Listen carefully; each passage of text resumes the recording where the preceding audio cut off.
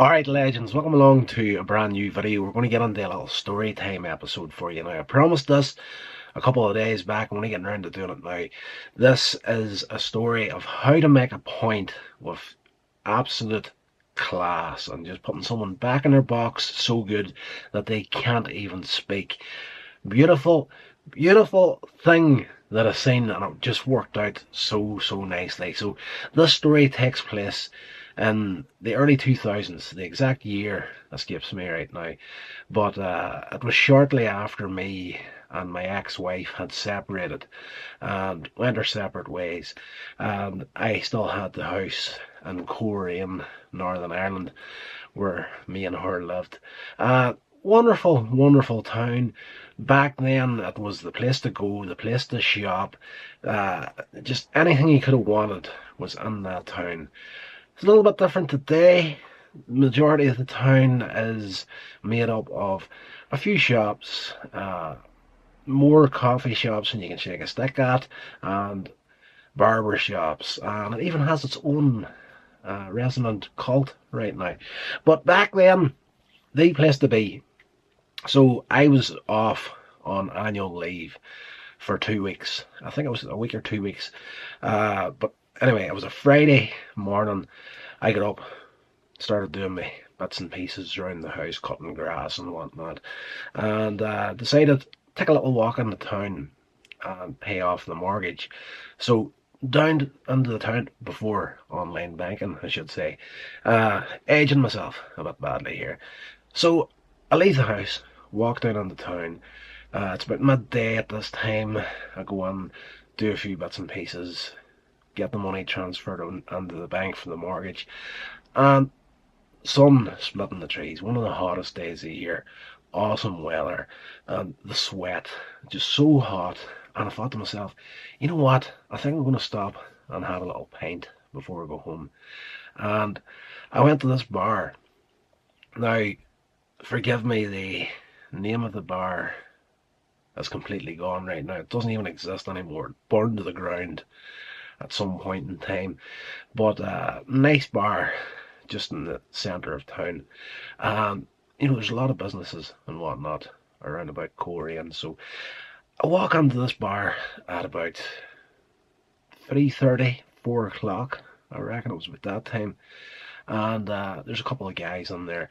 The sort of scally sort of guys that, like, I'm wearing a tracksuit here because I'm at work, but these guys just always wore tracksuit bottoms, and they had the peak cap on, but they couldn't wear it like a normal person. You know, these guys had to wear the cap like stuck to the back of their heads so that their little fringe could be out. You know, that sort of weird look. So there's a couple of these guys in the bar. I go on, order a drink. There's nothing like, have to say it, there's nothing like having a cold pint on a hot day. We used to do it on Fridays after work, to kind of veer off the story for a little bit here, but this does play into it. Yeah, after work on a Friday, go to the bar after work, have a pint. There's something nice and refreshing about that pint on a Friday after putting a hard day's work on. And yeah, I remember one day in particular we were doing that. A guy we worked with, Sam, his name was, absolute gentleman. He rolls into the bar, we're all sitting, and he orders 2 pints at the same time. This guy says to me, watch till you see how quickly this first pint goes down. It is absolutely impressive. So the 2 pints sat down in front of him. He takes the first one and he takes it down in about 3 mouthfuls, like 4.5, 5 seconds tops. Immense. Yeah, so that was impressive, I have to say. But back to the early 2000s and the story that I want to share with you. Coleraine, as good a town as it is, has a lot of businesses, has a lot of, it's got a good history of producing good businesses and a few local, I was going to say celebrities, but there's people who have done well that have come from that town. But having said that, it does produce a hell of a lot of professional wasters, and that's what these 2 guys were. The sort of guys that just don't work and never want to work and probably never will work. And that comes into this story in a big way. This is how this guy was put in his box. So I'm in the bar, ordered himself a drink. I'm sitting there, sipping away at it, just enjoying it, getting a bit of refreshment on a hot summer's day. So these two guys are playing pool in the corner, and eventually they come over and they start chatting, and they're like, asking me who I am, where I'm from, and whatnot. And like, I'm from the town here, but I'm originally from such and such. What do you do for a living, sort of a thing? And I'm like, I work in a factory. And the guys are like, genuinely asking questions, showing a bit of interest. And of course, the question comes up, how much money do you make in that job? So I tell them at that stage, very competitive money back then. Not so much these days with the cost of living crisis we're currently in and whatnot, but back then, the job that I'm currently still doing was doing back then. At that point in time, on a single wage coming out of that, I could pay the mortgage, all my bills and whatnot, and have a bit of money left over to go out on the weekends and whatnot. Class. You can't really do that these days on a single wage. But anyway, these guys hear how much money I'm making at the factory, and one of them goes, "You're a mug. You're an absolute mug. Why are you working for that?" And I'm just like, why not work for that? And he starts into the whole diatribe about how much money he's making sitting in the brew and the amount of benefits that he's picking up, and doing double and whatnot, like a couple hours here, a couple hours there, and pulling in probably about £200 a week more than me, and literally playing the system. And I'm like, well, that's all fine and well for you, but I would rather just go out and earn the wage that I'm getting.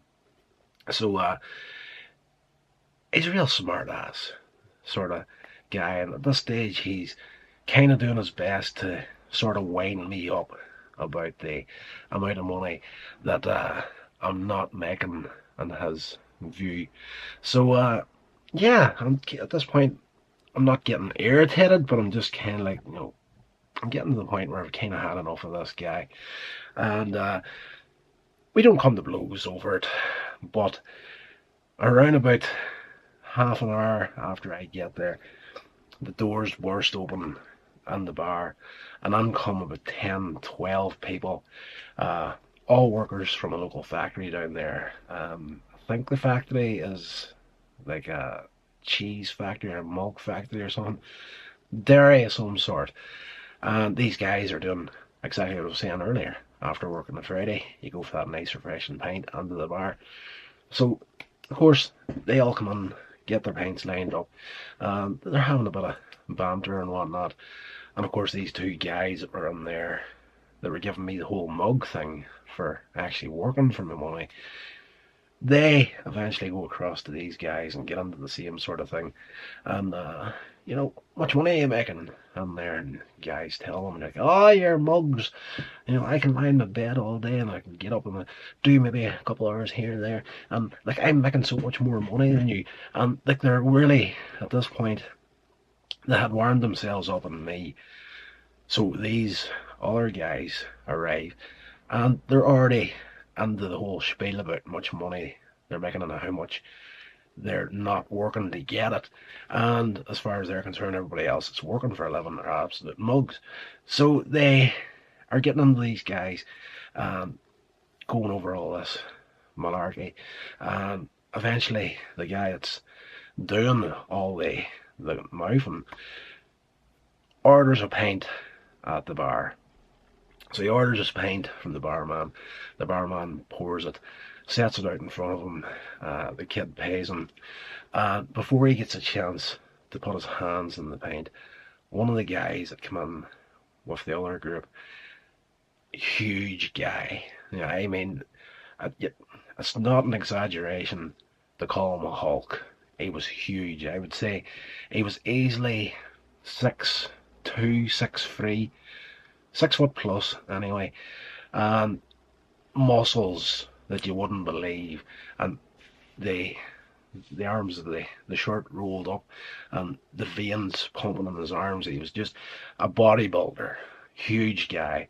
And after listening to all this sort of stuff from these guys, before the kid gets to lift this pint, this big guy breezes over to the bar to him and reaches in past him and lifts the guy's pint and takes a sip of it. At this point, the guy had started all the, oh, your mugs for working. He's completely speechless. What are you doing? That's my pint. I just paid for it. And the big guy puts him in his box in a big way. And he turns around and he says to him, you didn't pay for this pint. I paid for this pint.